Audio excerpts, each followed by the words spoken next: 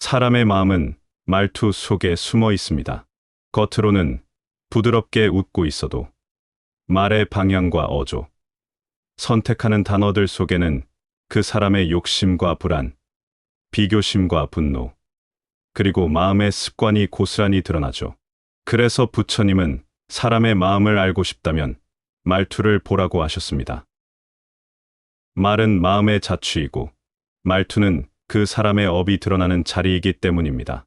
우리가 어떤 사람을 만나고 어떤 사람과 시간을 같이 쓰는지가 삶의 기운을 크게 바꾸듯이 가까이 하면 안 되는 말투를 가진 사람과 오래 지내면 결국 우리의 마음도 흐려지고 관계의 운도 무너질 수 있습니다. 오늘은 부처님의 가르침을 바탕으로 절대 가까이 하면 안 되는 말투 5가지를 깊이 있게 풀어보려고 합니다.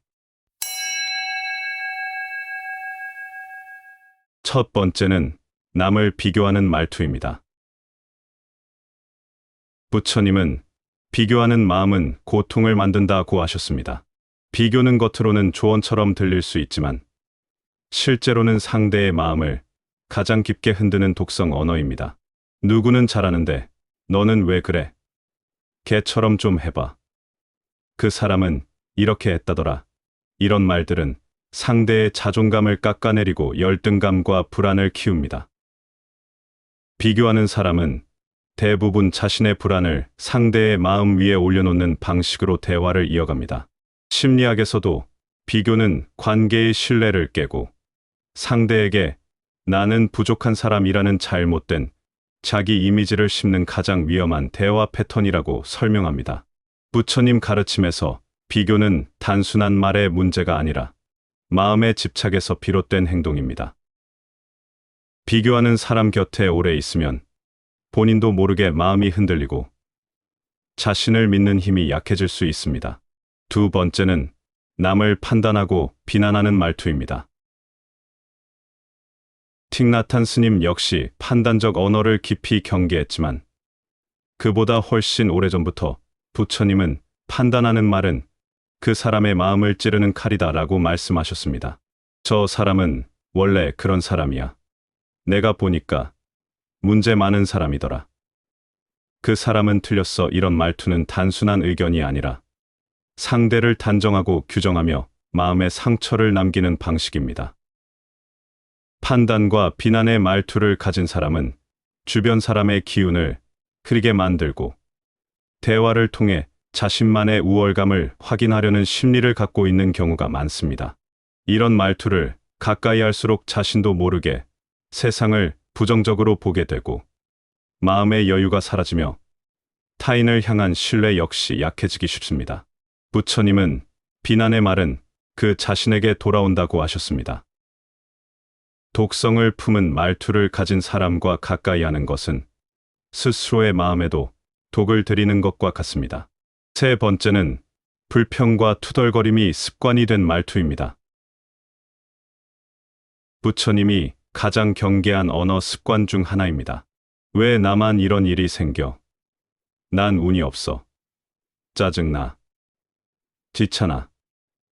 힘들어 같은 말은 겉보기엔 하소연처럼 들리지만 사실은 주변 사람들의 기운을 빠르게 떨어뜨리는 언어입니다. 부처님은 입으로 내뱉은 말은 다시 나에게 돌아온다고 하셨습니다. 끊임없이 부정적인 말을 하는 사람은 자신의 현실을 더 부정적으로 만들어가고 듣는 사람까지도 무기력하게 만드는 힘을 갖고 있습니다. 심리학에서도 부정적 말투는 감정의 방향을 고착시키고 내가 실제보다 더 큰 불행을 느끼도록 만든다고 말합니다. 불평이 습관인 사람 곁에 오래 있으면 마음이 쉽게 무거워지고 밝았던 기운이 흐려지는 것을 경험하게 됩니다. 이런 말투를 가진 사람은 자기 삶의 어려움을 외부로 흘려보내는 대신 그것을 주변에 퍼뜨리는 방식으로 감정을 처리하는 경우가 많습니다. 네 번째는 상처를 주고도 농담이라고 넘기는 말투입니다. 부처님은 가벼운 말 속에 가장 큰 해가 있다고 하셨습니다. 누군가를 향해 비수처럼 꽂히는 말을 해놓고 마지막에 그냥 농담이었어. 예민하게 굴지 마. 웃자고 한 말인데. 왜 그래라고 덧붙이는 사람은 상대의 마음을 읽지 못하는 것이 아니라 애초에 읽으려는 의지가 없는 경우가 많습니다. 이 말투는 상대의 감정을 존중하지 않는 태도에서 비롯됩니다. 상대가 상처받았다는 사실을 인정하지 않기 때문에 자신의 말이 가져온 감정적 무게도 가볍게 치부해버립니다. 이런 사람 곁에 오래 있으면 본인의 감정이 틀린 것처럼 느끼게 되고 느꼈던 불편함조차 설명하기 어려워지며 결국 내가 예민한가? 라는 자기 의심으로 이어질 수 있습니다. 심리학에서도 이 말투는 관계를 병들게 하는 대표적 패턴으로 설명됩니다. 가벼운 농담 뒤에 감춰진 공격성을 패시브 어그레션 수동적 공격이라고 부르는데 이는 직접적인 언어 폭력보다 더 은밀하고 상대를 혼란스럽게 만드는 방식입니다. 상대는 분명 상처를 받았는데 그 상처를 명확한 원인과 함께 꺼낼 수도 없고 문제를 지적하려 하면 그게 왜 문제야? 라고 되돌아오니 결국 감정만 혼자 쌓여갑니다. 이런 사람은 자신의 말이 누군가에게 어떤 무게로 닿는지 생각하지 않고 책임조차 농담이라는 말로 덮어버립니다. 가까이 하면 할수록 마음의 균형이 무너지는 이유가 바로 여기에 있습니다. 다섯 번째는 말 끝마다 상대의 마음을 흔드는 불안 조성형 말투입니다. 부처님은 두려움을 심는 말은 마음의 집을 무너뜨린다고 말씀하셨습니다. 겉으로 보기에는 걱정해주는 것처럼 들리지만 실제로는 상대의 마음에 불확실성만 던지고 가는 말투가 있습니다. 그렇게 해도 괜찮겠어? 어디서 들었는데 위험하다던데? 그거 잘 모르겠다. 조심해야 하지 않을까? 이런 말들은 상대의 선택을 믿지 못하는 마음에서 시작되며 듣는 사람으로 하여금 괜히 불안해지고 확신을 잃게 만듭니다. 아무 근거 없이 부정적인 상상을 던져놓고 그 감정의 무게는 상대가 감당하게 만드는 말투죠. 이런 말투는 인간관계에서 가장 조심해야 하는 유형 중 하나입니다. 불안은 쉽게 옮겨붙는 감정이기 때문에 이런 말을 반복해서 듣다 보면 스스로의 판단력과 선택을 신뢰하기 어려워지고 작은 일에도 불필요한 걱정을 하게 됩니다. 심리학에서도 불안전이라는 개념이 있는데 불확실성을 말로 자꾸 던지는 사람 옆에 있으면 나도 모르게 세상을 위험하게 바라보게 되고 안정적으로 유지되던 마음의 중심이 흔들리게 됩니다. 이런 말투를 가진 사람은 겉으로는 따뜻해 보일지 몰라도 실제로는 상대의 마음에 부정적 씨앗을 심어두고 갑니다.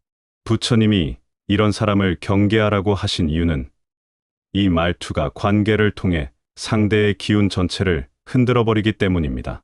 이 5가지 말투는 공통적으로 상대의 마음을 무너뜨리고 관계의 기운을 흐리며 우리의 내면을 약하게 만드는 언어들입니다. 가까이 하면 안 되는 사람을 따로 찾을 필요가 없습니다. 그 사람이 어떤 말투를 쓰는지, 어떤 언어를 선택하는지만 보아도 그 마음의 방향과 에너지가 어떤지 알 수 있기 때문입니다. 부처님의 가르침은 우리가 누군가를 판단하라는 것이 아니라 지켜야 할 마음의 경계를 알려주는 것입니다.